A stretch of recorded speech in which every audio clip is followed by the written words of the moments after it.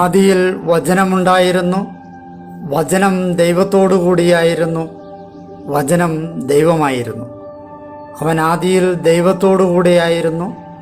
സമസ്തവും അവനിലൂടെ ഉണ്ടായി, ഒന്നും അവനെ കൂടാതെ ഉണ്ടായിട്ടില്ല. അവനിൽ ജീവനുണ്ടായിരുന്നു, ആ ജീവൻ മനുഷ്യരുടെ വെളിച്ചമായിരുന്നു. ആ വെളിച്ചം ഇരുളിൽ പ്രകാശിക്കുന്നു, അതിനെ കീഴടക്കുവാൻ ഇരുളിന് കഴിഞ്ഞില്ല. തൻ്റെ പ്രബോധനങ്ങളാൽ നമ്മെ ജ്ഞാനികളാക്കുന്ന സകലത്തിൻ്റെയും നാഥനായ ദൈവം വാഴ്ത്തപ്പെട്ടവനാകട്ടെ. ഞങ്ങളുടെ കർത്താവായ ദൈവമേ, അങ്ങയുടെ ജീവദായകവും ദൈവീകവുമായ തിരുവചനങ്ങളുടെ മധുരസ്വരം ശ്രവിക്കുന്നതിനും ഗ്രഹിക്കുന്നതിനും ഞങ്ങളുടെ ബുദ്ധിയെ പ്രകാശിപ്പിക്കണമേ. അങ്ങയുടെ വിശുദ്ധമായ പ്രബോധനത്താൽ ഞങ്ങളെ ജ്ഞാനികളാക്കണമേ. ഞങ്ങളുടെ ഇരുളടഞ്ഞ ജീവിതത്തെ അങ്ങയുടെ വചന വെളിച്ചത്താൽ പ്രകാശിപ്പിക്കണമേ. അങ്ങയുടെ വചനങ്ങളാൽ ഞങ്ങളുടെ മനസ്സിനെ ജ്വലിപ്പിക്കണമേ. ആമേൻ. ഒരു വർഷം കൊണ്ട് വിഷയാടിസ്ഥാനത്തിലുള്ള ബൈബിൾ വായന 119 ദിവസം. സൗളിൻ്റെ മരണം. ഇന്നേ ദിവസം നമ്മൾ സാമുവേലിൻ്റെ 1-ാം പുസ്തകം 29, 30, 31 അധ്യായങ്ങൾ, 18-ാം സങ്കീർത്തനം എന്നിവ വായിക്കുന്നു. ഫിലിസ്ത്യക്കാർ ദാവീദിനെ തങ്ങളിൽ നിന്ന് അകറ്റി നിർത്തുന്നതും തുടർന്ന് ദാവീദ് അമലേക്കു കൊള്ളക്കാരെ നേരിടുന്നതും ഫിലിസ്ത്യരോട് യുദ്ധം ചെയ്ത് പരാജയപ്പെട്ട സൗളിൻ്റെയും പുത്രന്മാരുടെയും അന്ത്യവും പ്രതിപാദിക്കുന്ന വചനഭാഗങ്ങളാണ് ഇന്ന് നാം ശ്രവിക്കുന്നത്. ദൈവരാജ്യത്തിൻ്റെ മുൻനിരയിൽ നിന്ന് യുദ്ധം ചെയ്യുന്നവരും പിൻനിരയിൽ നിന്ന് അവർക്ക് വേണ്ടി പ്രാർത്ഥിക്കുന്നവർക്കും ദൈവഹൃദയത്തിൽ ഒരേ സ്ഥാനമാണ് എന്ന വലിയ ഒരു ആത്മീയ സത്യം തിരുവചനം നമ്മെ പഠിപ്പിക്കുന്നു.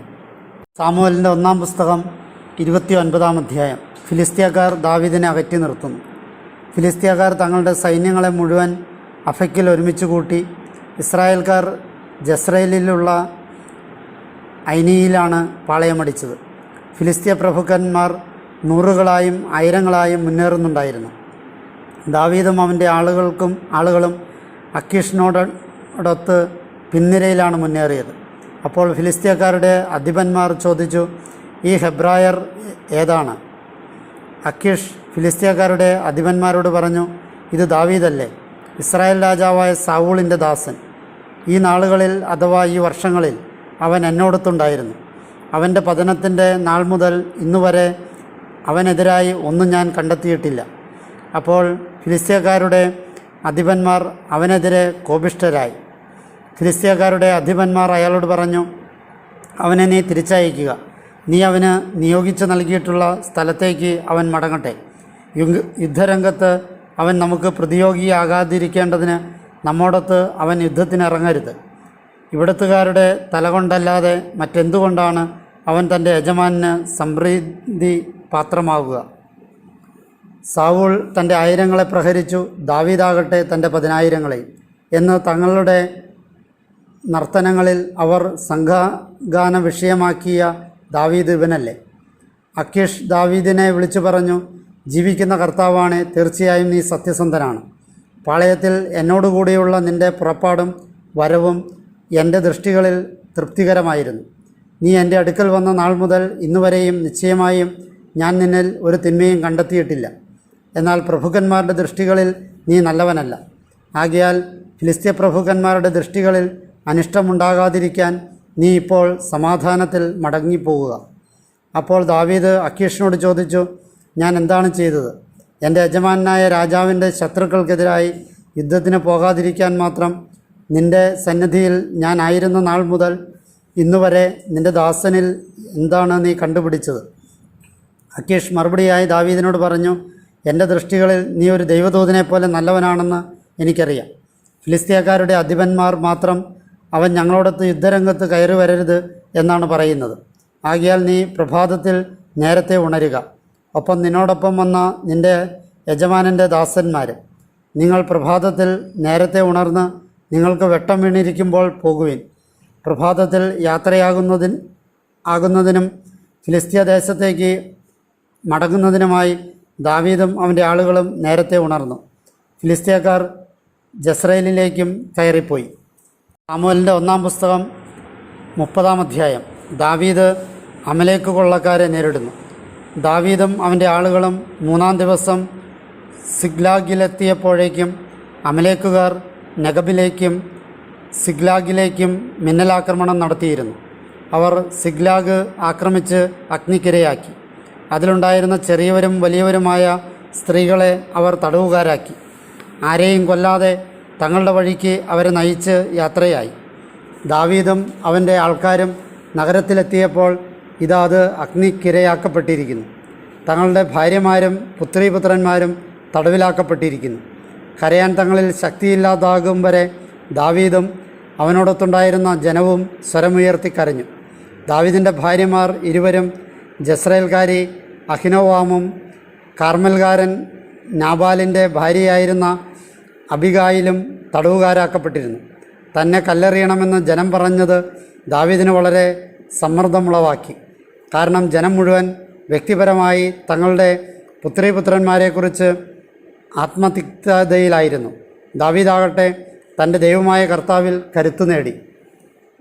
അഹിമേലെക്കിൻ്റെ മകനും പുരോഹിതനുമായ അബിയാഥറിനോട് ദാവീദ് പറഞ്ഞു, എനിക്കായി എഫോദ് കൊണ്ടുവരിക. അബിയാഥർ ദാവീദിൻ്റെ അടുക്കൽ എഫോദ് കൊണ്ടുവന്നു. ദാവീദ് കർത്താവിനോട് ഇപ്രകാരം ആരാഞ്ഞു, ഞാൻ ഈ കവർച്ചാ സംഘത്തെ പിന്തുടരണമോ? ഞാൻ അവരെ കടക്കുമോ? അവിടുന്ന് അവനോട് അരുൾ ചെയ്തു, പിന്തുടരുക. തീർച്ചയായും നീ അനായാസം മറികടന്ന് സ്വജനത്തെ പൂർണ്ണമായും മോചിപ്പിക്കും. ദാവീദും അവനോടൊത്തുണ്ടായിരുന്ന 600 പേരും യാത്ര തിരിച്ച് ബെസോർത്ത് താഴ്വര വരെ എത്തി. മിച്ചമുള്ളവർ നിന്നിട്ട് പരിക്ഷീണിതരായ 200 പേർ ബെസോർ താഴ്വര കടക്കുന്നതിൽ നിന്ന് മാറി നിന്നിട്ട് ദാവീദും 400 പേരുമാണ് പിന്തുടർന്നത്. അവർ ഒരു ഈജിപ്തുകാരനെ വിജനപ്രദേശത്ത് കണ്ടെത്തി. അവനെ ദാവീദിൻ്റെ അടുക്കൽ കൊണ്ടുവന്നു. അവർ അപ്പം കൊടുത്തപ്പോൾ അവൻ ഭക്ഷിച്ചു. അവർ അവന് വെള്ളം കുടിക്കാൻ നൽകുകയും ചെയ്തു. അത്തിപ്പഴം കൊണ്ടുള്ള അടയുടെ ഒരു കഷ്ണവും 2 ഉണക്കമുന്തിരി അപ്പവും അവർ അവന് കൊടുത്തു. ഭക്ഷിച്ചു കഴിഞ്ഞപ്പോൾ അവനിലേക്ക് അവൻ്റെ ചൈതന്യം തിരിച്ചെത്തി. 3 പകലും രാത്രിയും അവൻ അപ്പം കഴിച്ചിട്ടില്ലായിരുന്നു, വെള്ളം കുടിച്ചിട്ടുമില്ലായിരുന്നു. ദാവീദ് അവനോട് ചോദിച്ചു, നീ ആരുടേതാണ്? എവിടെ നിന്നുള്ളവനാണ് നീ? അവൻ പറഞ്ഞു, ഒരു അമലേക്കുകാരൻ്റെ ഭൃത്യനായ ഈജിപ്തുകാരൻ യുവാവാണ് ഞാൻ. 3 ദിവസമായി ഞാൻ രോഗിയായതിനാൽ എൻ്റെ യജമാനൻ എന്നെ ഉപേക്ഷിച്ചു. ക്രേത്തുകാരുടെ നെഗബിലും യൂദായ്ക്കുള്ള ഇടത്തിലും കാലബിൻ്റെ നെഗബിലും ഞങ്ങൾ മിന്നലാക്രമണം നടത്തി. സിഗ്ലാഗ് ഞങ്ങൾ അഗ്നിക്കിരയാക്കി. ദാവീദ് അവനോട് ചോദിച്ചു, ആ കവർച്ചാ സംഘത്തിൻ്റെ അടുക്കലേക്ക് നിനക്ക് എന്നെ ഇറക്കിക്കൊണ്ടു പോകാമോ? അവൻ പറഞ്ഞു, താങ്കൾ എന്നെ കൊല്ലുകയില്ലെന്നും എൻ്റെ യജമാനൻ്റെ കയ്യിൽ എന്നെ വിട്ടുകൊടുക്കുകയില്ലെന്നും ദൈവത്തെ കൊണ്ട് എന്നോട് സത്യം ചെയ്താൽ ഞാൻ താങ്കളെ ആ കവർച്ചാ സംഘത്തിൻ്റെ അടുക്കലേക്ക് ഇറക്കിക്കൊണ്ടുപോകാം. അയാൾ അവനെ ഇറക്കിക്കൊണ്ടുപോയപ്പോൾ ഇതാ അവർ ദേശോപരിതലം മുഴുവൻ വ്യാപിച്ചിരിക്കുകയായിരുന്നു. അവർ ഫിലിസ്ത്യ ദേശത്തു നിന്നും യൂദാ നാട്ടിൽ നിന്നും പിടിച്ചെടുത്ത വൻ കൊള്ളശേഖരമെല്ലാം കൊണ്ട് തിന്നുകയും കുടിക്കുകയും ആഘോഷിക്കുകയും ചെയ്യുകയായിരുന്നു. വൈകുന്നേരം മുതൽ പിറ്റേന്നാൾ സന്ധ്യ വരെ ദാവീദ് അവരെ ആക്രമിച്ചു. ഒട്ടകങ്ങളുടെ മേൽ സവാരി ചെയ്ത് ഓടിപ്പോയ 400 യുവ പൗരഗണമൊഴികെ അവരിൽ നിന്ന് മറ്റാരും രക്ഷപ്പെട്ടില്ല. അമലേക്കുകാർ തട്ടിയെടുത്തതെല്ലാം ദാവീദ് വീണ്ടെടുത്തു. തൻ്റെ 2 ഭാര്യമാരെയും ദാവീദ് മോചിപ്പിച്ചു. അവർക്കൊന്നും തന്നെ പുത്രീപുത്രന്മാരും കൊള്ള മുതലും വരെ ചെറുതും വലുതുമായി അവർ സ്വന്തമാക്കിയിരുന്നതൊന്നും തന്നെ നഷ്ടമായില്ല. ദാവീദ് സർവ്വതും തിരിച്ചു പിടിച്ചു. ആടുമാടുകളെയെല്ലാം ദാവീദ് എടുത്തു. ആ കന്നുകാലിക്കൂട്ടത്തിനു മുമ്പേ നടന്ന് അവയെ തെളിച്ചുകൊണ്ട് അവർ പറഞ്ഞു, ഇത് ദാവീദിൻ്റെ കൊള്ളവസ്തുവാണ്. ദാവീദിൻ്റെ പിന്നാലെ പോകുന്നതിൽ നിന്ന് പരിക്ഷീണിതരായി മാറിയവരും ബെസോർ താഴ്വരയിൽ അവർ ഇരുത്തിയവരുമായ 200 പേരുടെ അടുക്കലേക്ക് ദാവീദ് ചെന്നു. അവർ ദാവീദിനെ എതിരേൽക്കാനും അവൻ്റെ കൂടെ ഉണ്ടായിരുന്ന ജനത്തെ എതിരേൽക്കാനുമായി പുറപ്പെട്ടു. ദാവീദ് ജനത്തെ സമീപിച്ച് അവരോട് ക്ഷേമാന്വേഷണം നടത്തി. ദാവീദിനോടൊപ്പം നടന്ന ആളുകളിൽ നിന്ന് ദുഷ്ടരും കൊള്ളരുതാത്തവരുമായ ഓരോരുത്തർ പ്രതികരിക്കാൻ തുടങ്ങി. അവർ പറഞ്ഞു, അവർ നമ്മോടൊത്ത് പോരാതിരുന്നതിനാൽ നാം തട്ടിയെടുത്ത കൊള്ളവസ്തുവിൽ അല്പവും അവർക്ക് സംലഭ്യമാക്കരുത്. പക്ഷേ ഓരോരുത്തരും ഭാര്യയെയും മക്കളെയും കൂട്ടിക്കൊണ്ട് പൊയ്ക്കൊള്ളട്ടെ. അപ്പോൾ ദാവീദ് പറഞ്ഞു, എൻ്റെ സഹോദരരെ, കർത്താവ് നമുക്ക് നൽകിയതുകൊണ്ട് നിങ്ങൾ ഇപ്രകാരം പ്രവർത്തിക്കരുത്. അവിടുന്നാണ് നമ്മെ സംരക്ഷിച്ചതും നമുക്കെതിരെ വന്ന കൊള്ളസംഘത്തെ നമ്മുടെ കയ്യിൽ ഏൽപ്പിച്ചതും. ഇക്കാര്യത്തിന് ആര് നിങ്ങൾക്ക് ചെവി തരും? യുദ്ധത്തിലിറങ്ങുന്നവൻ്റെ ഓഹരി എങ്ങനെയോ അങ്ങനെ തന്നെയായിരിക്കും ഭാണ്ഡങ്ങൾക്കടുത്ത് ഇരിക്കുന്നവൻ്റെ ഓഹരിയും. അവർ ഒരുമിച്ച് അവ പങ്കുവയ്ക്കണം. അന്നു മുതൽ ഇന്നുവരെ ഇസ്രായേലിന് അതൊരു ചട്ടവും നടപടിയുമായി അവർ വ്യവസ്ഥ ചെയ്തു. ദാവീദ് സിഗ്ലാഗിലെത്തി. കൊള്ളവസ്തുവിൽ കുറച്ച് തൻ്റെ സ്നേഹിതരായ യൂദായിലെ ശ്രേഷ്ഠന്മാർക്ക് ഇതാ കർത്തൃവൈരികളുടെ കൊള്ളവസ്തുവിൽ നിന്ന് നിങ്ങൾക്കൊരു സമ്മാനം എന്ന് പറഞ്ഞുകൊണ്ട് കൊടുത്തയച്ചു. അത് ബഥേലിലുള്ളവർക്കും റാമോത്ത് നെഗബിലുള്ളവർക്കും യത്തീറിലുള്ളവർക്കും അരോവറിലുള്ളവർക്കും സിഫ്മോത്തിലുള്ളവർക്കും എഷ്തെമോവിലുള്ളവർക്കും റാക്കയിലുള്ളവർക്കും ജറാമിലെ നഗരത്തിലുള്ളവർക്കും കേനി നഗരങ്ങളിലുള്ളവർക്കും ഹൊർമായിലുള്ളവർക്കും ബോർഷാനിലുള്ളവർക്കും അത്താക്കിലുള്ളവർക്കും ഹെബ്രോണിലും ദാവീദും അവൻ്റെ ആളുകളും അലഞ്ഞുതിരിഞ്ഞ എല്ലാ സ്ഥലങ്ങളിലും ഉള്ളവർക്കും ആയിരുന്നു. സാമുവേലിൻ്റെ 1-ാം പുസ്തകം 31-ാം അധ്യായം. സാവൂളിൻ്റെയും പുത്രന്മാരുടെയും അന്ത്യം. ഫിലിസ്തീയക്കാർ ഇസ്രായേലിനോട് യുദ്ധം ചെയ്തുകൊണ്ടിരിക്കുമ്പോൾ ഇസ്രായേൽ പൗരന്മാർ ഫിലിസ്തീയക്കാരുടെ മുമ്പിൽ നിന്ന് പലായനം ചെയ്തു. എന്നാൽ അവർ ഗിൽബോവ കുന്നിൽ മരിച്ചു വീണു. ഫിലിസ്തീയക്കാർ സാവൂളിനും പുത്രന്മാർക്കും തൊട്ടു പിന്നാലെയുണ്ടായിരുന്നു. ഫിലിസ്തീയക്കാർ സാവൂളിൻ്റെ പുത്രന്മാരായ ജോനാഥനെയും അബിനാദാമിനെയും മൽക്കിഷുവായെയും വധിച്ചു. സാവൂളിൻ്റെ നേർക്ക് യുദ്ധം കനത്തു. വില്ലാളികളായ അമ്പെയ്ത്തുകാർ അവനെ കണ്ടെത്തി. അമ്പുകളാൽ അവൻ വല്ലാതെ ഞെരിപിരി കൊണ്ടു. സാവൂൾ തൻ്റെ ആയുധവാഹകനോട് പറഞ്ഞു, ഈ അപരിച്ഛേദിതർ വന്ന് എന്നെ കുത്തുകയും അപമാനിക്കുകയും ചെയ്യാതിരിക്കേണ്ടതിന് നിൻ്റെ വാൾ ഊരി അതുകൊണ്ട് എന്നെ കുത്തുക. പക്ഷേ ആയുധവാഹകൻ തയ്യാറായില്ല, കാരണം അവന് ഏറെ ഭയമായിരുന്നു. അതിനാൽ സാവൂൾ വാളെടുത്ത് അതിന്മേൽ വീണു. സാവൂൾ മരിക്കുന്നതായി ആയുധവാഹകൻ കണ്ടപ്പോൾ അവനും തൻ്റെ വാളിന്മേൽ വീണ് അവനോടൊപ്പം മരിച്ചു. അങ്ങനെ അന്ന് സാവൂളും അവൻ്റെ 3 പുത്രന്മാരും ആയുധവാഹകനും മാത്രമല്ല അവൻ്റെ ആളുകളെല്ലാവരും ഒന്നിച്ചു മരണമടഞ്ഞു.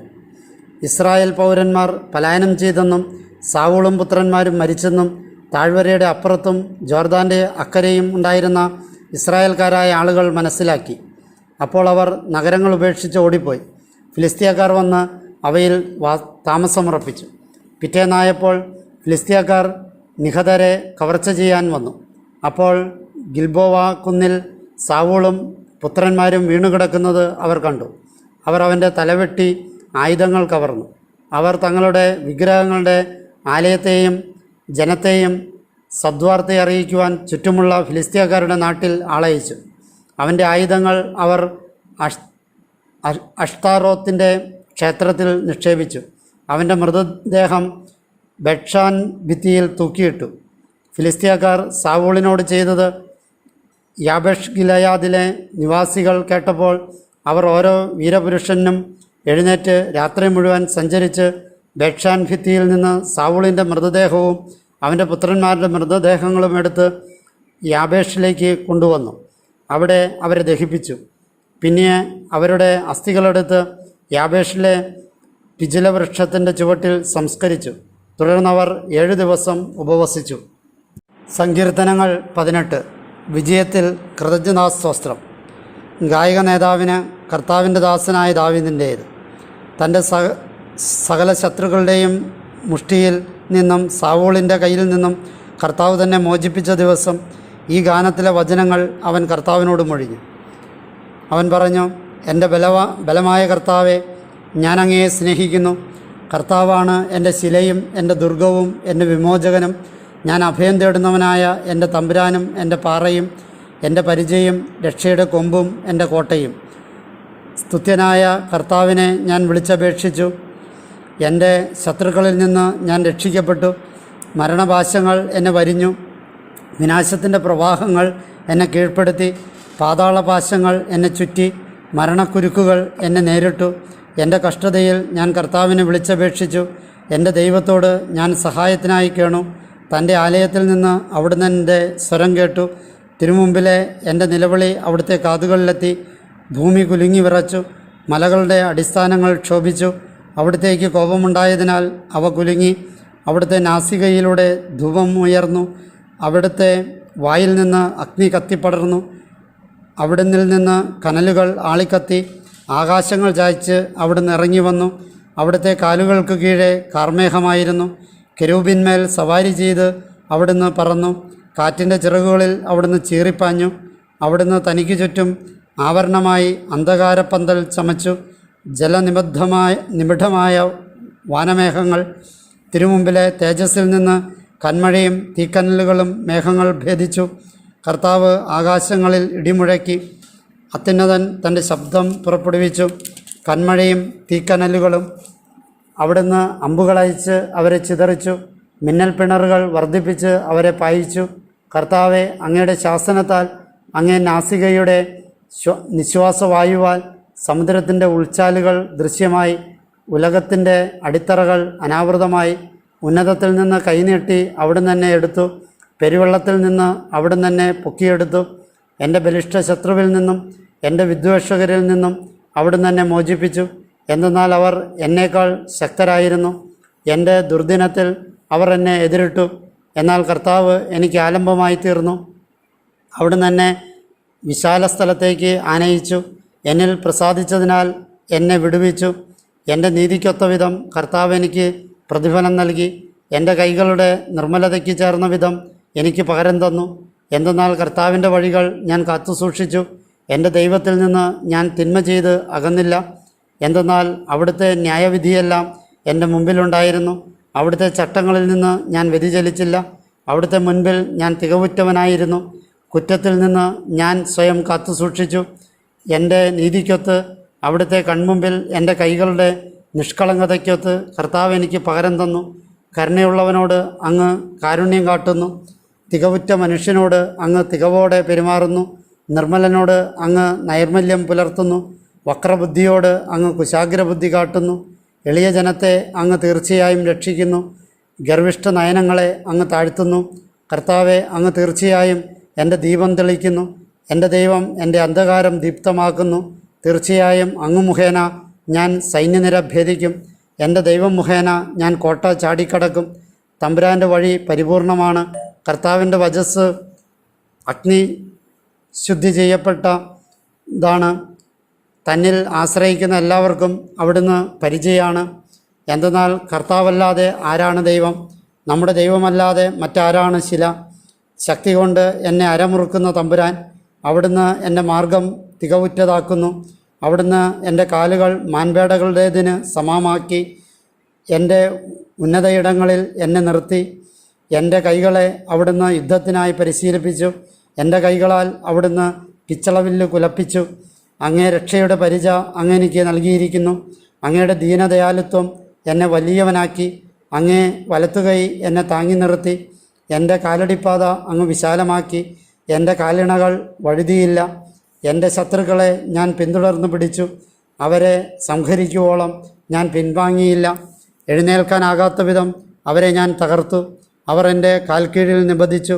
യുദ്ധത്തിനായി അങ്ങ് എന്നെ ശക്തി കൊണ്ട് അരമുറുക്കി. എൻ്റെ പ്രതിയോഗികളെ എനിക്ക് കീഴിൽ മുട്ടുകുത്തിച്ചു. എൻ്റെ ശത്രുക്കൾ പിന്തിരിഞ്ഞോടാൻ അങ്ങ് ഇടയാക്കി. എന്നെ വെറുക്കുന്നവരായതിനാൽ അവരെ ഞാൻ നശിപ്പിച്ചു. അവർ സഹായത്തിനായി കേണു, എന്നാൽ അവർക്ക് രക്ഷകനില്ലായിരുന്നു. കർത്താവിനോടും കേണു, എന്നാൽ അവിടുന്ന് അവർക്ക് ഉത്തരമേകിയില്ല. കാറ്റിൻ്റെ മുമ്പിൽ പൂഴിയെന്ന പോലെ ഞാൻ അവരെ പൊടിച്ചു. തെരുവുകളിലെ ചളി പോലെ അവരെ കോരിക്കളഞ്ഞു. ജനത്തിൻ്റെ കലഹങ്ങളിൽ നിന്ന് അങ്ങ് എന്നെ മോചിപ്പിച്ചു. ജനതകളുടെ തലവനായി അങ്ങ് എന്നെ നിയോഗിച്ചു. എനിക്ക് അപരിചിതമായ ജനം എന്നെ സേവിച്ചു. കേട്ട മാത്രയിൽ അവർ എന്നെ അനുസരിച്ചു. വിജാതിയർ എന്നോട് അതിവിനയം കാട്ടി. വിജാതിയർക്ക് ധൈര്യം മറ്റു. തങ്ങളുടെ കോട്ടകളിൽ നിന്ന് അവർ വിറപൂണ്ട് പുറത്തു വന്നു. കർത്താവ് ജീവിക്കുന്നു. എൻ്റെ ശില വാഴ്ത്തപ്പെടട്ടെ. എൻ്റെ രക്ഷയുടെ ദൈവം ഉയർന്നു നിൽക്കട്ടെ.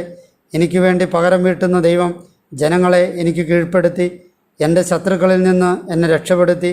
അതെ, എൻ്റെ പ്രതിയോഗികളിൽ നിന്ന് അങ്ങെന്നെ ഉയർത്തി. അക്രമിയിൽ നിന്ന് അങ്ങെന്നെ വിമോചിപ്പിച്ചു. ആകയാൽ കർത്താവെ, ജനതകളുടെ മധ്യേ ഞാൻ അങ്ങേക്ക് കൃതജ്ഞതയർപ്പിക്കും. അങ്ങയുടെ നാമത്തിന് ഞാൻ കീർത്തനമാലപിക്കും. എൻ്റെ രാജാവിൻ്റെ വിജയങ്ങൾ അവിടുന്ന് മഹത്വമുറ്റതാക്കുന്നു. തൻ്റെ അഭിഷിക്തന് അവിടുന്ന് കരുണ ചെയ്യുന്നു. എന്നേക്കും ദാവീദിനും അവൻ്റെ സന്തതിക്കും തന്നെ.